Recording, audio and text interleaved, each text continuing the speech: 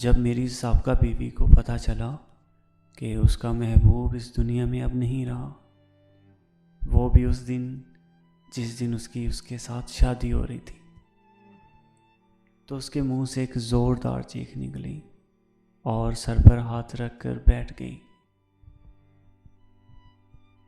क्योंकि एक शौहर को तो उसने छोड़ दिया था जो उससे बेपनाह मोहब्बत करता था, और जिसकी वजह से छोड़ा था वो भी इस दुनिया से चला गया। शायद उसकी किस्मत में यही लिखा था। खैर, तो बेचारी बैठ गई फिर कोने में।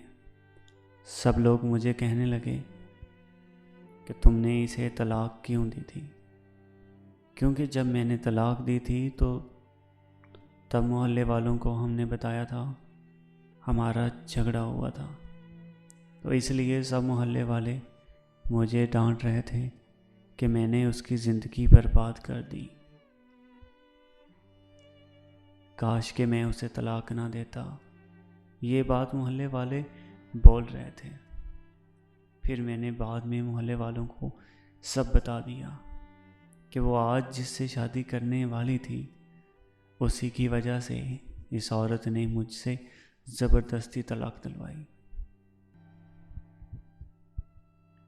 खैर, वक़्त के गुज़रने के साथ मुझे पता चला कि उसकी शादी हो चुकी। बहुत दूर कुछ माह बाद मैंने भी शादी कर ली, और ये वाली बीवी मुझसे बहुत मोहब्बत करती है। खैर, कुछ वक़्त बाद पता चला कि वो औरत अपने शौहर से भाग कर आई है। पता नहीं क्यों, जब हमने पूछा तो पता चला कि उसका शौहर एक नशेड़ी है और उसे मारता है। उस वजह से वो अब कहती है कि मैं खुदकुशी कर लूँगी, मगर उस आदमी के घर नहीं जाऊँगी। सारा मोहल्ला ये तमाशा देख रहा था। फिर सब लोगों ने एक फ़ैसला रखा और सब लोगों ने कहा कि ठीक है बीबी, अब आपकी उस शख्स से भी तलाक दिलवाते हैं। उस शख्स से भी उस औरत ने तलाक ले ली। अब कोई रिश्ता उसके लिए नहीं आ रहा था। वैसे तो अब तक जवान और खूबसूरत भी थी। कुछ दिन बाद उसकी इद्दत पूरी हुई। उसके बड़े भाई, जो उस औरत से 1 साल छोटा था, उसने शादी के वक़्त के गुज़रने के बाद उस औरत के भाई की बीवी ने, यानी उसकी भाभी ने, उसके भाई को उसके ख़िलाफ़ उकसाया और कहा कि यूं ही हमारे सर पर मुसल्लत तो नहीं रहेगी, क्यों ना इसकी कहीं शादी करवा दें। और बदकिस्मती से रिश्ता भी कोई नहीं आ रहा था।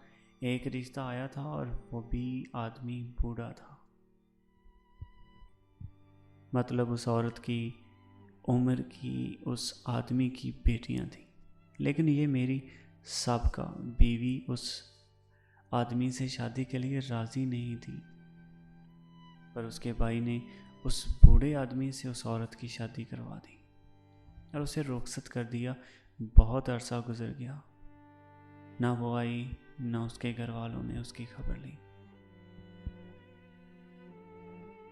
एक दिन उसके शहर का एक बंदा हमारे शहर काम से आया।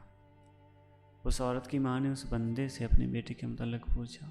उस बंदे ने कहा कि आपकी बेटी पेट से है, 8वां महीना है। उसे फिर उसकी माँ मेरी माँ के पास आई और कहने लगी कि बहुत दिन हो गए मैंने अपनी बच्ची को नहीं देखा। आपके पास गाड़ी है, इसे कहो हम दोनों को वहाँ ले जाएं। मेरी अम्मी ने कहा ठीक है। अम्मी ने मुझे राज़ी किया। फिर हम वहाँ गए तो हमने अचानक देखा कि मेरी साबका बीवी के पेट में बच्चा था। इसके बावजूद उस आदमी की, यानी मेरी साबका बीवी के शौहर की बेटियां उसे डंडे से मार रही थीं। वो बेचारी अपना बचाव करने के लिए अपने दोनों हाथों अपने पेट पर रख कर बचाव कर रही थी और रो रही थी दर्द से निडाल होकर। उसका शौहर जो बूढ़ा था वो खुद चारपाई पे पड़ा इशारे कर रहा था कि छोड़ दो इस बेचारी को, लेकिन वो औरतें मेरी साहबका बीवी को मारी जा रही थी।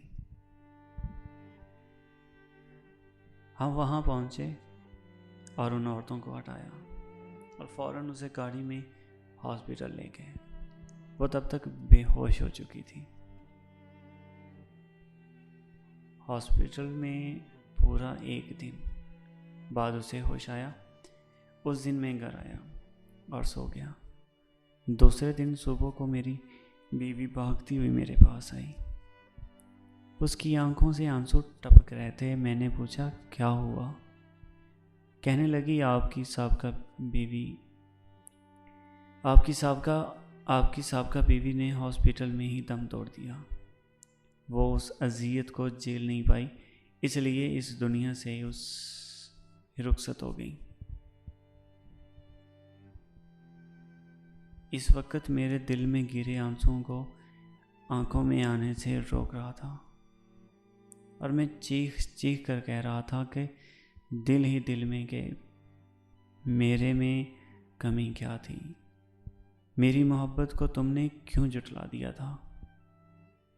इतने में मेरी बीवी ने मुझे झंझोड़ा और सवाल किया कि क्या तुम उसकी मोहब्बत में तो नहीं गिर गए थे? उसे क्या जवाब देता? हंसते हुए बोला, पगली तुम ही मेरी मोहब्बत हो, और अपने दिल को तसल्ली दी कि हाँ वो मेरी थी ही नहीं। पर आज तक कभी जब उसका ख्याल दिल में आता है तो दिल बैठ सा जाता है।